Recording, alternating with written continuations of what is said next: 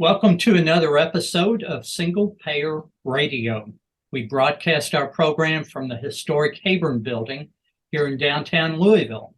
The show is a project of Kentuckians for Single Payer Healthcare, and we're an affiliate of the Kentucky chapter of Physicians for a National Health Program. We have this program because we believe healthcare is a human right. We advocate for a national, not-for-profit, single-payer healthcare system for our nation. Everybody in, nobody out. The views and opinions expressed on our show are those of the speakers and not the station. I'm Mark McKinley, a volunteer with the group. Single Payer Radio can be heard on WFMP 106.5 on Mondays at 2 p.m., Tuesdays at 7 a.m., and Wednesdays at 11 a.m. If you can't pick up our signal, you can live stream us at forwardradio.org. You can also go to forwardradio.org and listen to past programs in our archives section. WFMP 106.5 is an all-volunteer station. We rely on the community for your ideas and our funding. And I just wanted to invite everyone to join us to celebrate Medicare's 58th birthday with the documentary, The Power to Heal. That is Sunday, July 30th at 2 p.m. We'll be showing that film free of charge at our main branch library here in Louisville at 3rd and York.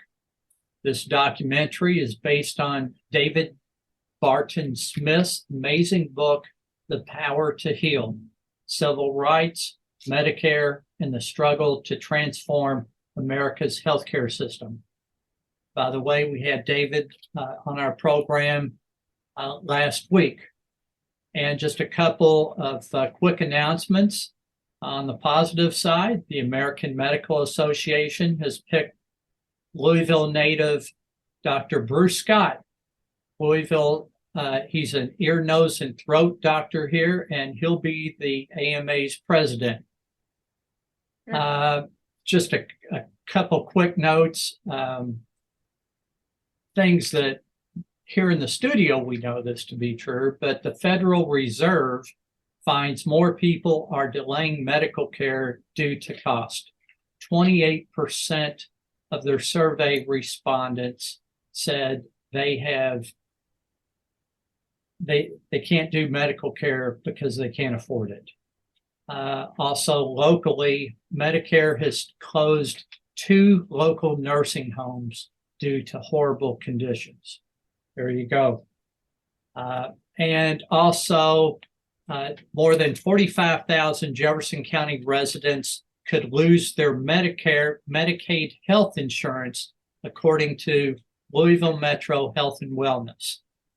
The group suggests that you reach out to a connector at kykconnect.ky.gov. That's KYNECT, connect.ky.gov, to reach out to them to make sure that you don't get cut off from your Medicaid. And help is also available at Louisville Family Health Centers, KIPTA, and the Park Duval Community Health Centers. They have connectors to help you stay connected to your Medicaid insurance. Mike? Yeah, this is Michael Flynn, the retired surgical oncologist from the University of Louisville. Let me begin with the usual disclaimer that any comments I make during this program represent my personal views and do not represent the views of the University of Louisville or the Department of Surgery. I'm Eugene Shively, a retired general surgeon in rural Kentucky, in Campbellsville, Kentucky. And my comments are mine only, not the University of Louisville Department of Surgery nor Taylor Regional Hospital. Let me make one other comment about our podcast. They can also be picked up on Sprinkler, that's Preaker, and multiple other podcast. You can just go on the podcast and put in a single payer healthcare, and it should come up. Well, our topic today is an important one, and there are a lot of issues to discuss. The issue of women's health care and healthcare issues post-Roe. We have a special guest, Judy Albert. She's a retired obstetrician gynecologist from Pennsylvania.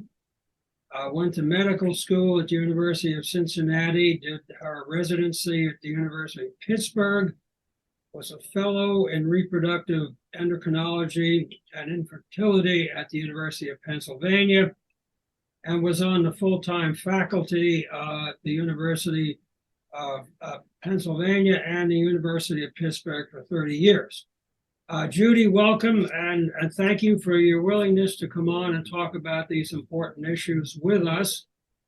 And as we have done with guests in the past, we're going to give you an opportunity to make whatever comments you'd like to make for as long as you'd like to make them, and then the conversation will begin, and Jean would then start off with the first question. So I thank you again for coming on, and the floor is yours. Well, I thank you for offering this opportunity to me. I did want to make one correction in the introduction. I really wouldn't want either of my faculty previous affiliations to think I was making up my resume. I wasn't on faculty for 30 years. I was on faculty at Penn for 6 and at University of Pittsburgh for, I don't know, maybe 5 or 6. But the bulk of my career, I was in private practice in Pittsburgh. Well, I apologize for that. Thank you. That's okay. That's totally okay. But corrections. as we were speaking just before we went on, there are some constraints that people that are affiliated with universities have to deal with. And for that 30 years that we were in private practice together, we felt that we were quite free in doing things the way that we wanted to do them to take care of women to the best of our ability.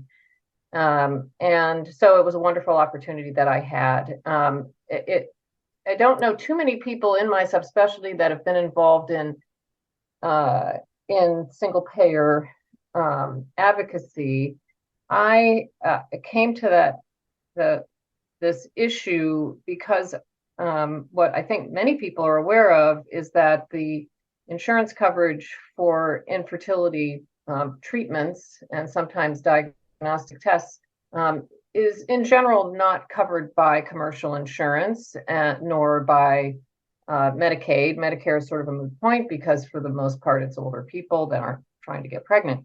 But I did see in my practice the suffering that people went through economically trying to come up with resources to pay for their treatments and fighting with insurance, for our entire career, just understanding the MO of to deny care because that's how they make money. And that's why we advocate for single payer healthcare is we want a system that offers coverage at the point of service for everybody.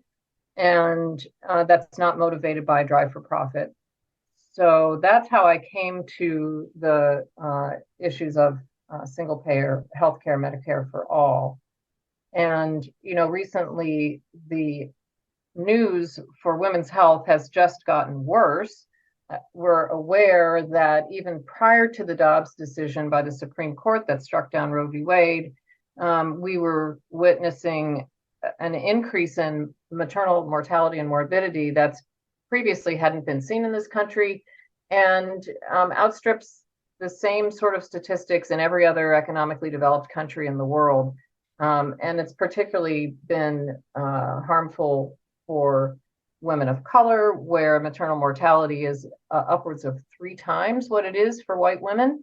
And while we can't say that a single payer insurance situation would completely correct this problem, I think it would go a long way to providing care for people who who didn't have to worry about getting prenatal care versus feeding their own family or themselves.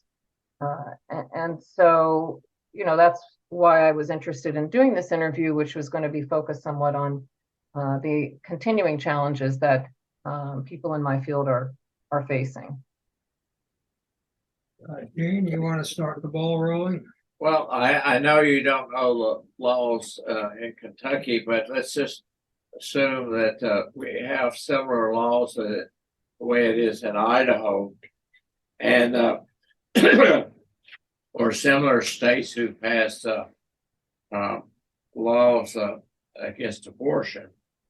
So I'm a general surgeon. I practice in rural areas almost all my life. And so what should I do as a general surgeon who gets called to the emergency room for a lady with an ectopic pregnancy that's bleeding? She's got a hemoglobin of 8 and a blood pressure of 80/40.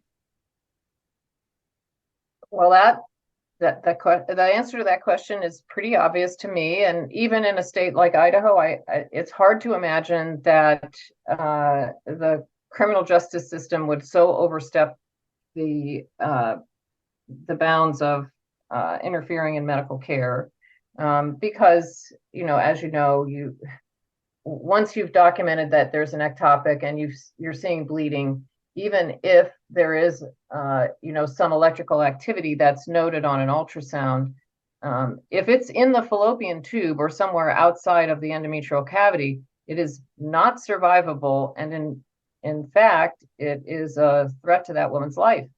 And there are still 9% of maternal mortalities that are attributed to ectopic pregnancy. So she needs to have an operation.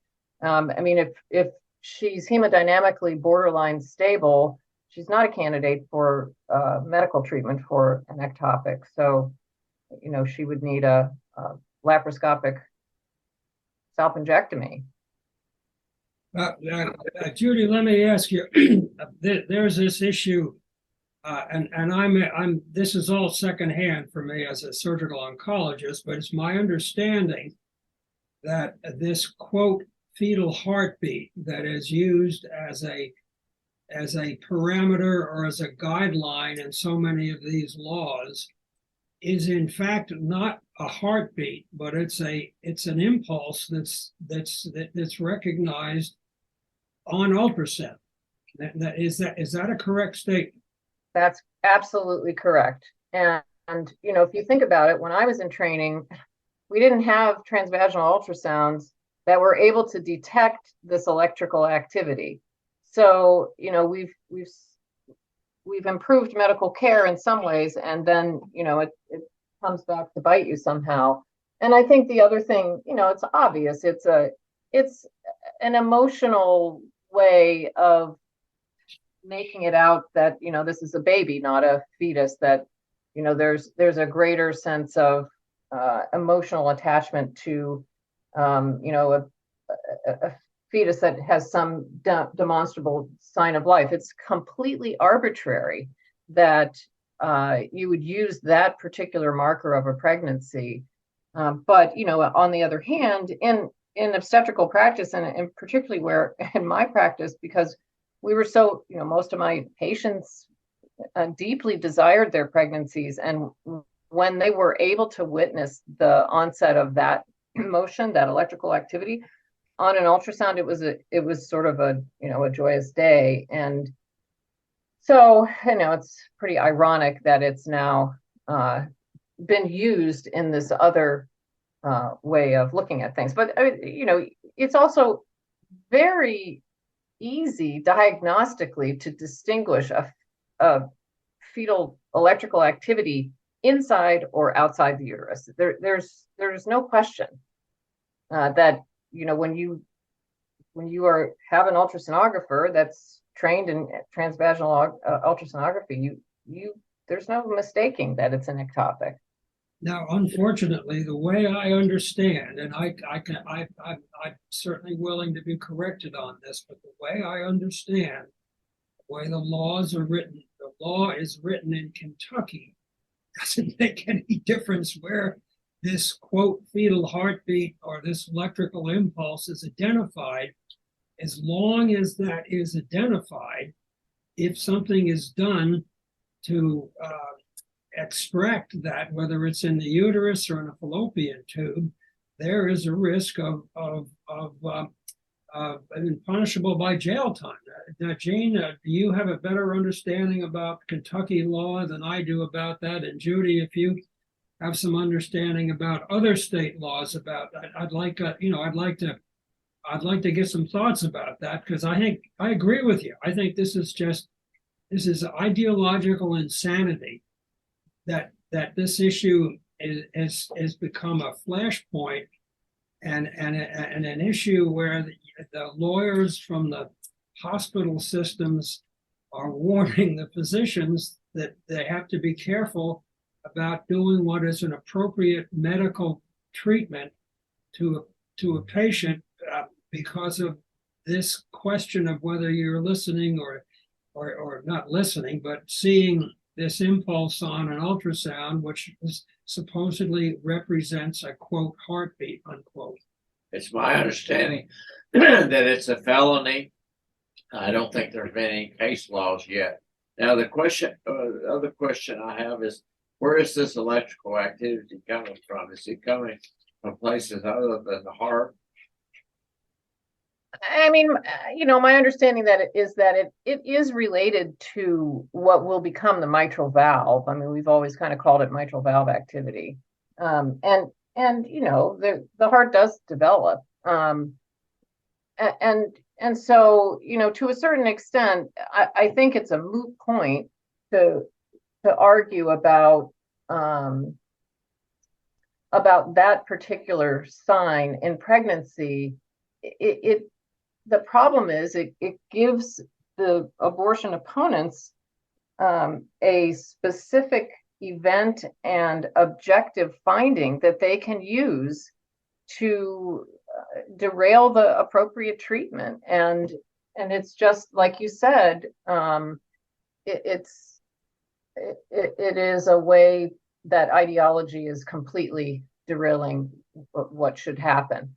I do think, from what I've read, I do think that there is a lot of confusion about, the laws, but I also think that the, certain arms of the legal system, prosecutors and police who, may be interested in playing the role that we don't want them to play, are sort of ginning up the support of this idea that you're going to be charged with a felony if you save a woman's life by operating on her to take out an ectopic pregnancy.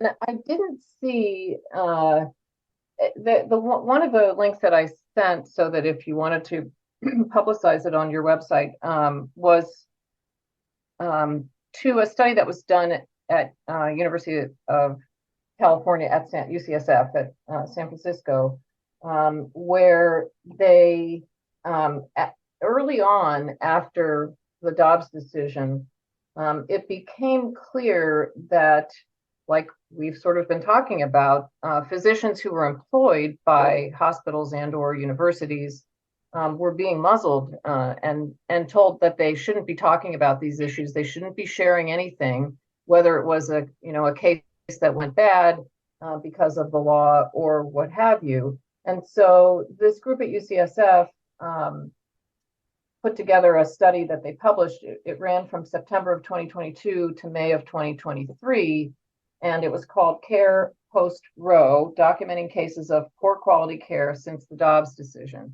And so they solicited anonymous reports from providers through a variety of different forums, and they also gave the providers the opportunity to write up a summary of a case that they had seen that was outside the standard of care, and also to give a video recording. And they then reported on more than 50 cases. They divided them into different categories, and they were all seen from the 12 or so states that had significantly changed their abortion approach since the Dobbs decision. And interestingly, there were several cases they described about ectopics where care was delayed because of the fear of legal repercussions. And what that did was it caused some women to have ruptured ectopics who would have potentially been saved a surgical procedure had they been given the option of methotrexate, which is the usual way. I mean, the standard of care to treat an ectopic is surgery, and it stops the fetal cells from dividing, and the pregnancy dissolves, and it is a form of abortion, since abortion doesn't always mean elective abortion. Abortion is a medical term that means the end of a pregnancy. So there were cases where pharmacists were refusing to dispense methotrexate because they knew it was for that, or they didn't know what it was for. I mean, obviously, methotrexate is approved to treat cancers and other conditions. But I didn't see. I think there were more problems with treatment of mid-trimester, second trimester bleeding and rupture of membranes, as one of you had mentioned also. And so it's definitely happening. I didn't see nothing in that report that detailed legal repercussions or people being charged, but clearly the provision of care to women in these situations is taking some sort of a strange turn away from what's appropriate and towards care that is not conducive to their health. Some of the stories that they reported in this article, if you all would allow me to read them, I just find them to be very emotional. I can just read one if that's okay. They didn't identify, none of the people identified where they were from. In the study, they identified none of the states, but they did say they were all from the group of states that had the laws that were changed. Here's one about, one of the most gnarly ones is the case of, we call it PPROM. It's actually preterm, premature rupture of membranes, where, the survival of this fetus is nearly non-existent, and the risk to the mother of becoming infected and septic is very, very high. So here's a practitioner saying about a case where a patient was seen in the ER at about 18 weeks, that's very preterm, premature rupture of membranes. She's almost 10 weeks from a viable fetus.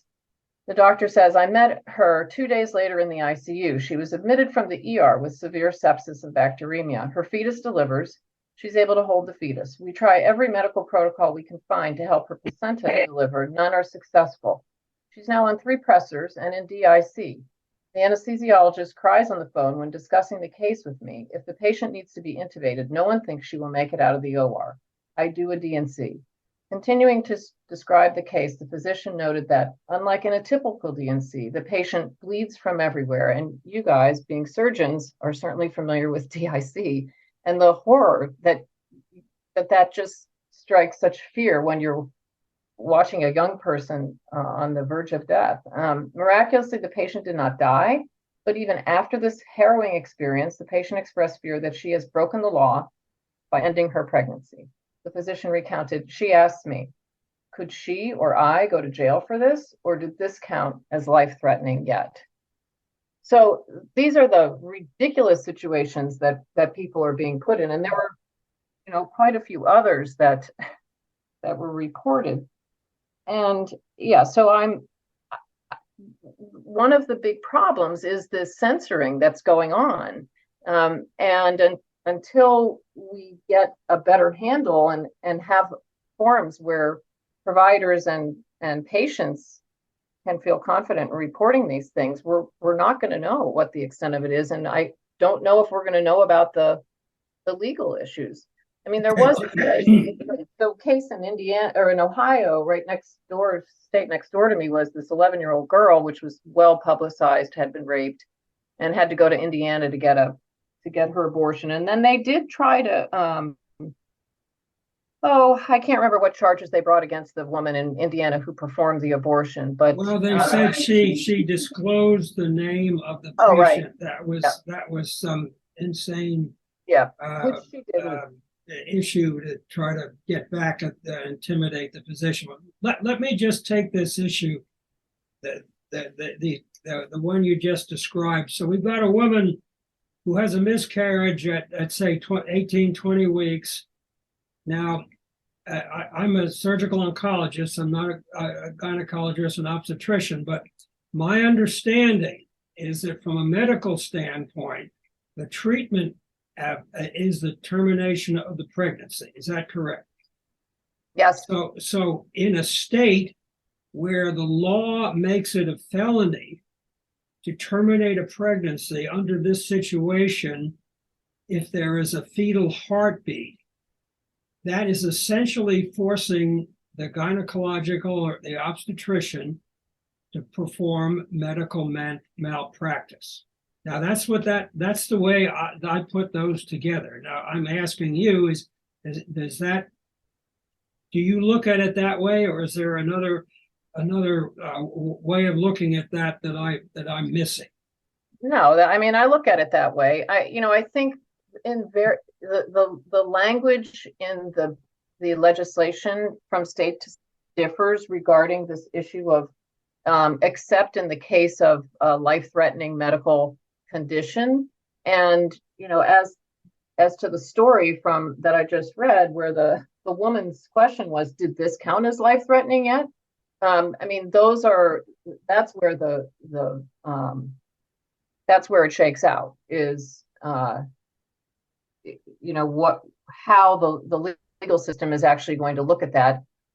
I do think that most of the laws have language about life-threatening conditions, but it's very it's not clear how you define that, and that's where the laws are totally interfering with the practice of medicine, and yes, putting people at risk of committing malpractice. I would even say, committing a medical homicide in some cases. Well, I want to talk about that a little bit later, but let's go back to this other issue again of, because if you don't treat the miscarriage, then you run the risk of sepsis and bleeding, which is exactly what happened to that woman you just talked about. You're talking about ruptured membranes, right? Yes. Okay. Yeah. This is the miscarriage at 18, 20 weeks with the ruptured membranes, and the treatment being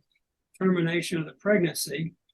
And if you don't do the termination of the pregnancy, then the patient is at risk for bleeding, sepsis, which is exactly what you described in that just a moment ago, that patient scenario.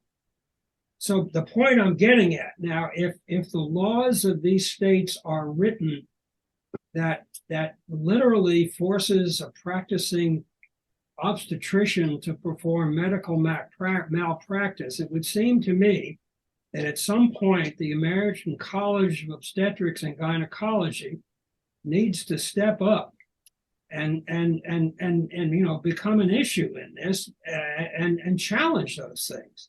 Mm-hmm. So I was active in the College of Surgeons. Jane's been active in the American College of Surgeons. I'd be kind of curious, what are your thoughts about whether that is a responsibility of this body to stand up and defend the appropriate practice of obstetrics to some of these crazy laws? Yeah, no, I definitely think it's a responsibility of the professional societies, and ACOG. They have a number of resources on their websites to sort of give people legal. They refuse to give legal advice because they're not lawyers, but they have resources to direct people to. Are they doing enough lobbying, or perhaps are they a powerful enough lobby to actually make a difference? that part I'm not so sure of. I mean, they presented amicus briefs at the Supreme Court. They did so with all of these legislations, that preceded Dobbs. And I guess I have not a tremendous amount of faith that our political system and how it relates to healthcare is amenable to that particular body. They may not be the right people. I also think that institutions, dare I say, academic departments of obstetrics and gynecologists who are leading the research and the clinical guidelines of care and so on and so forth. But, at the same time, they take money from their states to fund their services and so forth. But I do think that there's a huge responsibility on the ground with the people who are giving the care and hiring the physicians and supporting them.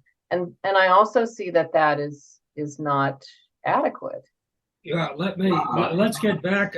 Well, in a little bit, I'd like to talk about the training issue, but before we do that, let me tell you a story of something that happened in Louisville some years ago that deals with the issue of the legislatures and politicians in healthcare. There was a surgeon in Louisville, a general surgeon, Gene, and I both remember him.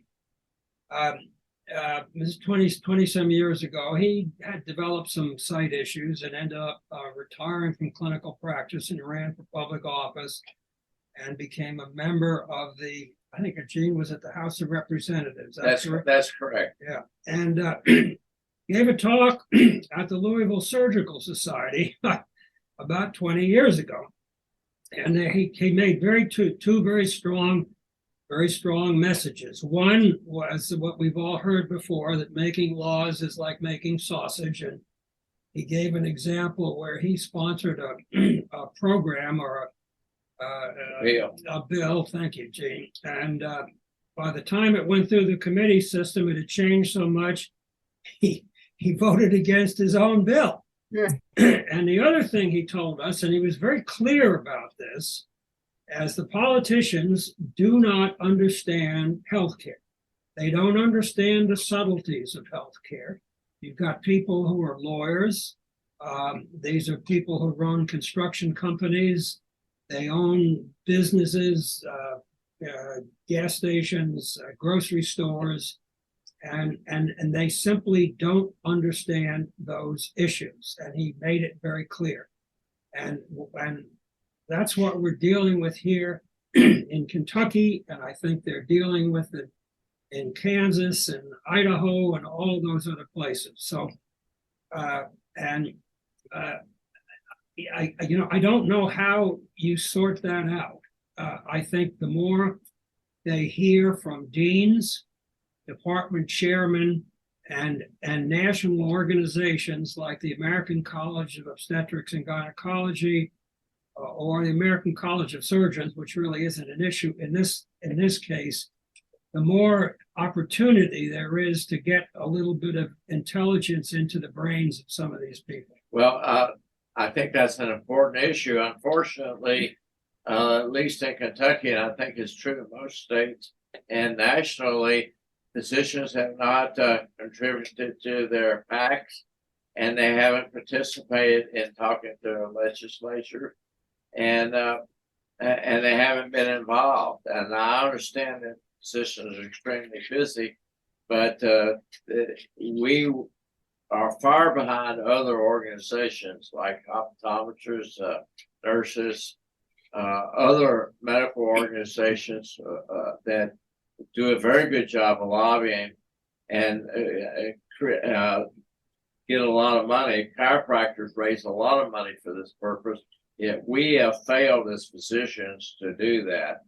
KMA has tried very hard, and they have a special legislative committee to do it, but they don't have the support that they should have. Judy, let's move on a little bit to the issue of training.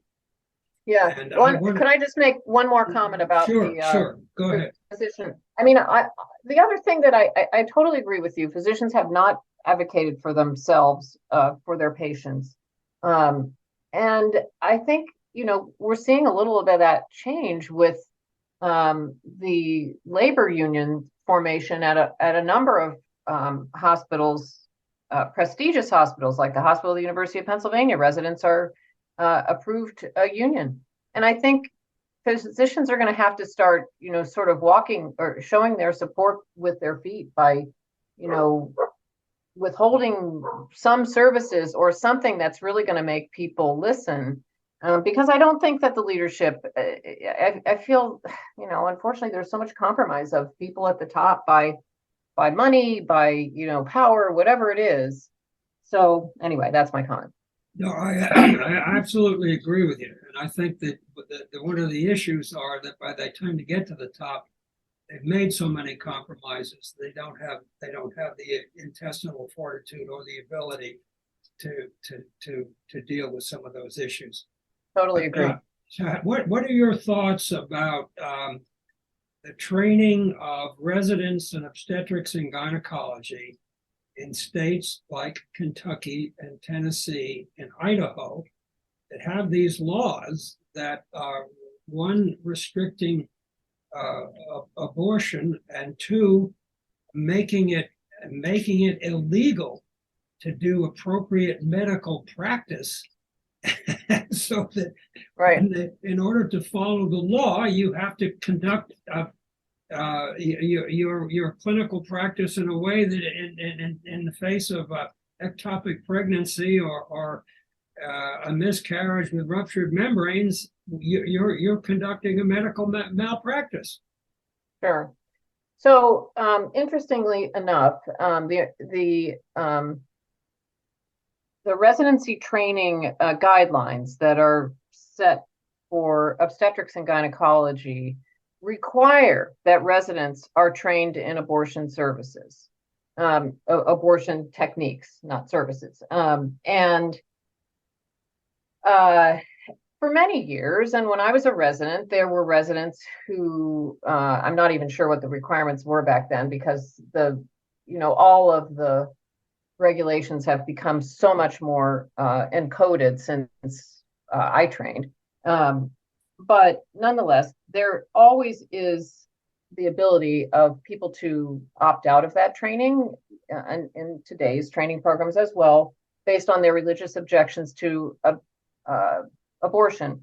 But the hope is that they will at least gain some training through provision of treatments of miscarriage, which the D&C procedure is the same, regardless of whether you're evacuating the uterus of a so-called viable pregnancy electively, or whether you're evacuating the uterus because the pregnancy has failed and the woman's body has failed to expel the tissue. So it's the same procedure.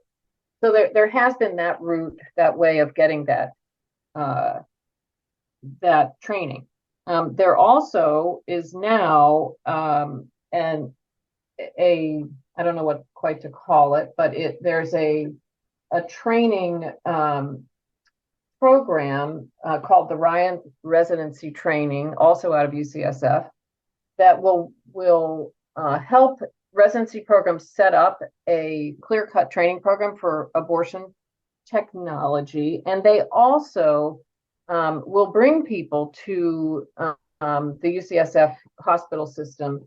The Oregon Health Sciences Center has programs where they will seek residents, or they allow residents to apply from these states, Idaho, et cetera, to receive that training on an off-site. And because of those residency requirements, the programs have to let the residents go. So they go for a 6-week time or a rotation, and they learn how to do abortions somewhere else.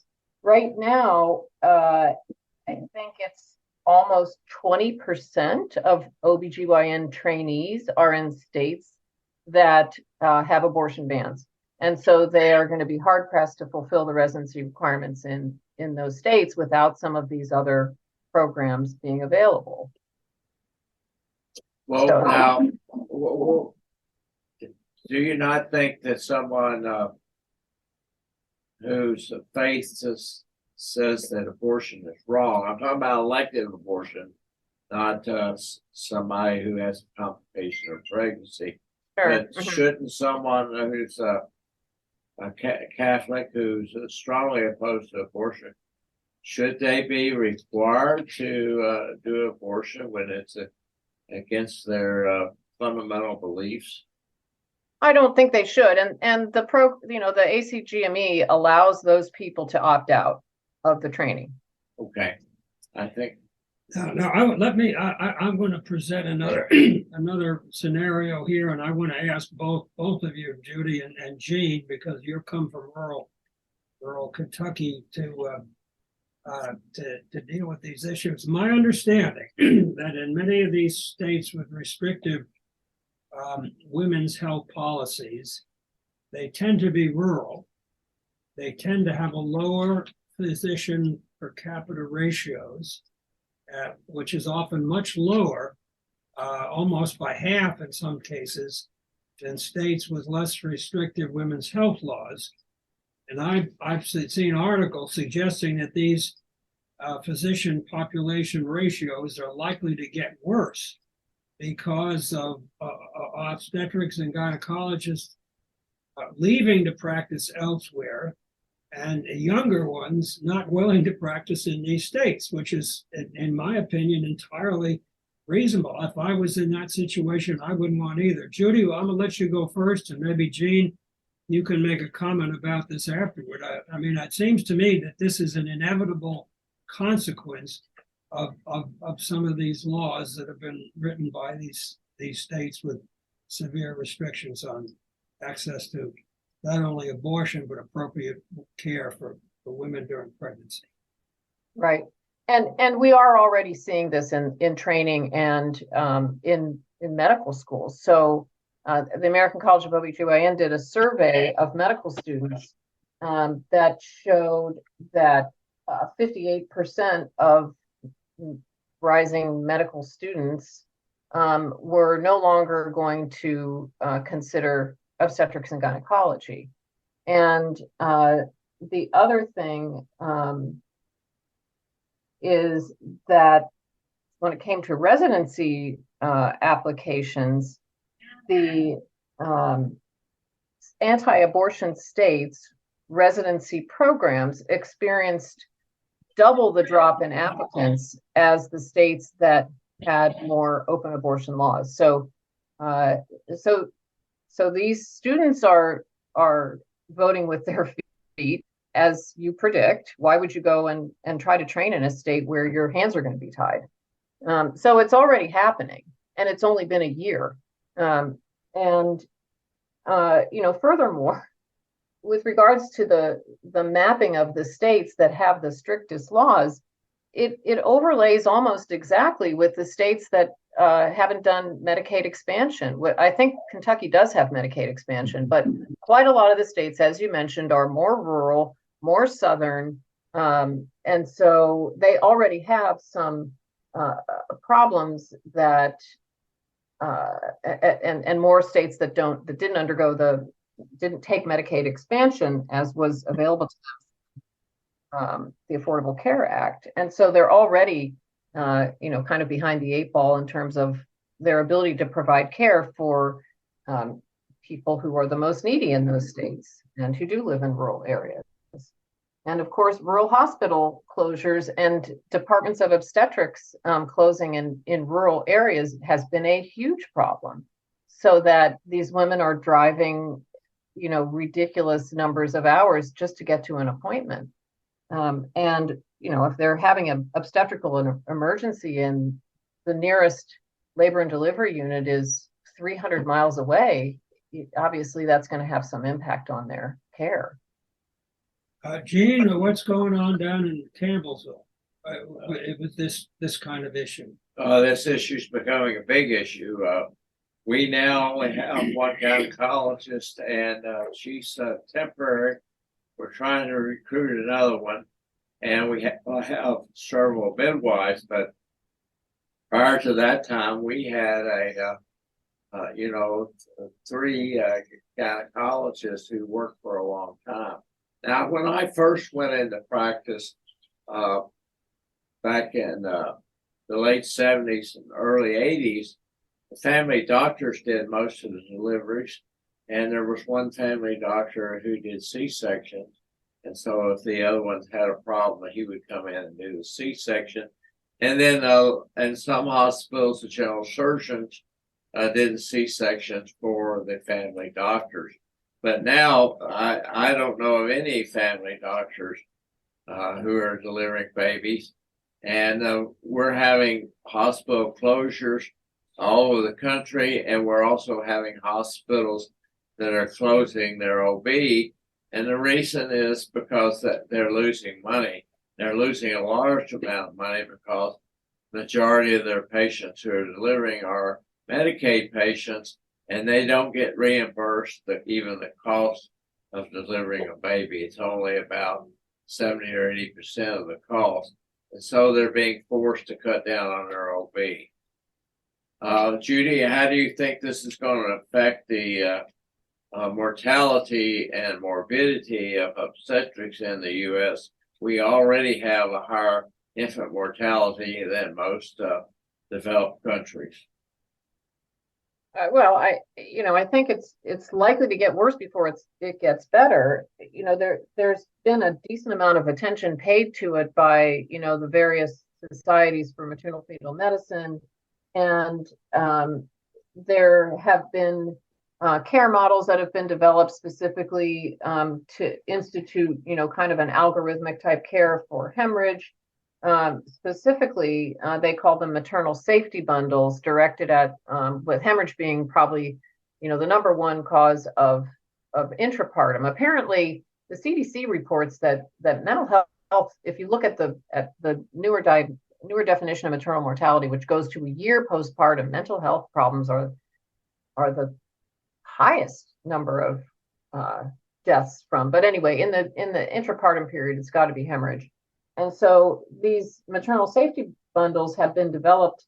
And I think from what I've heard locally at the University of Pittsburgh, McGee Women's Hospital, which is our biggest obstetrical unit where I trained, it's making somewhat of a dent. But it's really difficult to implement these kinds of care bundles in a rural area where, like you're saying, you don't have an obstetrician. Maybe you don't have access. I mean, I don't know if this is the case, to large blood volumes for transfusion, which are needed in some of these things. So, until that infrastructure is valued and beefed up, and we experience similar things with the urban hospitals. We've seen it here in Pittsburgh. Several of the urban hospitals that don't make money because they are in neighborhoods that are economically poor, mostly Black, have either the hospital has closed or they're just nicking away at all the services. Now they don't have an ICU. Now they have no monitored beds. Labor and delivery is usually one of the first to go. And so we see it in that setting as well. And, just to give a plug for single payer, I think, when we look at where hospital care is imagined under a single payer system, this whole issue of global budgeting comes up, not to get into a huge discussion of that, but there are some remedies in the national single payer concept that would address these problems both in rural areas and in depressed economically urban areas. Well, one of the issues that we've talked about here on multiple occasions is the fact that in this country, we do not have a healthcare system. We have a healthcare industry which is focused on making profit out of every healthcare activity. Now, Jean, you mentioned they're not doing whatever services down in Campbellsville because they're not getting paid enough money for it. Is that a not-for-profit hospital, or is that a?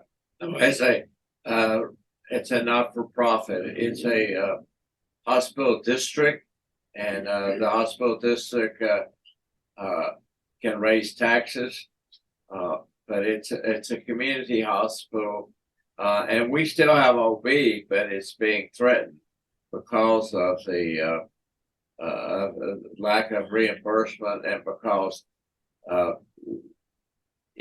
when I was in practice, we did almost all the obstetrics and gynecological surgery that was necessary. We used to do cancer surgery all the time. Now, the general surgeons have no training or interest in helping the gynecologist, and the gynecologists are between a rock and a hard place. They don't want to be on call every night, which I don't blame them. And it's creating a real problem, and recruiting is getting extremely difficult. Well, one of the issues that we're seeing in this country, not just in Campbellsville, but we're seeing it here in Louisville and some other places, that they're not-for-profit hospitals, and a lot of these are not just hospitals, but they're healthcare systems, are looking for ways to get more money from the type of patient that they've got, that they have a special tax status because it's their responsibility to take care of these people. And, this is just another example, I think, the situation where, there are 10 administrators in this country, and compared to every practicing physician, that it's not a system that's focused on providing care. It's a system that's focused on shoveling money around. Administrators have made a lot of very, very poor decisions throughout the country. And they make a lot of money. Right. And you know about some of the problems they had in Louisville before. Yes. U of L took over some hospitals. Don't get me started. That's where I have gray hair. Let me, Judy, let me put another scenario here. Back in November, there was an election, and there was an amendment 2 on the ballot, which was an amendment that would have enshrined no right to abortion in the Kentucky Constitution. Now, this was defeated by the general population by 52%. Now, Kansas, a year before, or before this, whether it was a year or not, had a similar amendment that was defeated, and this is another very conservative state, by 60%. So the majority of the population in these two very rural conservative states want to preserve the access to abortion. Now, in spite of this, Kentucky has an abortion ban after 6 weeks. What we live with here is minority rule, in which the redistricting and the gerrymandering has put a supermajority of Republicans into the legislature that doesn't represent the population of the state. Now, I just want to warn you both. Mark has given me the signal. We've got 5 minutes left. So after I got finished with that, we have probably 4. And Judy, you mentioned earlier that this issue of working with politicians. The problem is I don't know how that is going to change in many of these red states. You can go to Frankfurt and beg and beat on doors or whatever you're going to do, but there are some ideological beliefs that are so strong that it supersedes reality and the good practice of medicine. What are your thoughts about that? Well, I mean, the ideological right is something that, it's a minority. And so my question is, where are the Democrats? We've got a new bill. We have 2 new bills. We have a congressional bill and we have a Senate bill for Medicare for all. And yet we're not talking about it. We're not hearing our Congress people talk about it. Some of them have signed the bill. But once it seems they get elected, their enthusiasm for actually fighting for these things evaporates under pressure. We have a president who is outright stated he's not for Medicare for all, and so that's also a huge problem. And I think continuing to show these through ballot initiatives where the public actually gets to vote, it is an important way of signaling to politicians that you're not on the right side of the majority if you aren't going to fight for these things that are important to us. Well, they managed to rearrange the voting districts. We've got a voting district in Kentucky that looks like a salamander instead of a regular, a rectangle or a square or a circle. Yep. And it's just this long, skinny thing that has got a whole bunch of Republicans stacked together, and it's done in a way that takes the Democrats and moves them around, so there's a little bit here and a little bit there, and they don't have a lot of influence. The Supreme Court just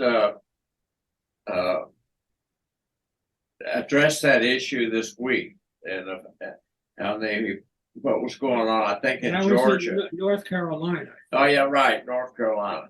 They said that the gerrymandering that happened there was not legal. So I think we're going to see some change in that. Mark, how are we doing? We're almost at the end of the lollipop. Judy, do you want to make any last minute 1 minute? Sorry. Okay. Well, we're down to the end of the game here. Thank you very much. You were an excellent guest, and I think this was a really good discussion. I think there are a lot of issues that we could still talk about, and after Mark gets finished doing his final shtick, maybe we can talk about that a little bit. Thank you. It was a privilege being able to be on your show. Good deal. Thanks so much, Judy. I just want to remind listeners that they can learn more information about Kentuckians for Single Payer Healthcare. You can contact the group through our website at kyhealthcare.org, kyhealthcare.org. You can also contact our chairperson directly. That's Kay Tillow. You heard Kay on last week's show. Her email address is nursenpo@aol.com. nursenpo@aol.com. And want to remind folks about our Medicare birthday celebration. That will be Sunday, July the 30th at 2 p.m. That's at our main branch library at 3rd and York. And we'll be showing the documentary, The Power to Heal. And just one comment that Gene made about doctors not being involved in the political process. The AMA led the opposition to Medicare back in the day. Maybe we can turn that around and get more folks involved with the PNHP. So, listeners, thank you. Tune in next week and we'll have another new show. Thanks so much.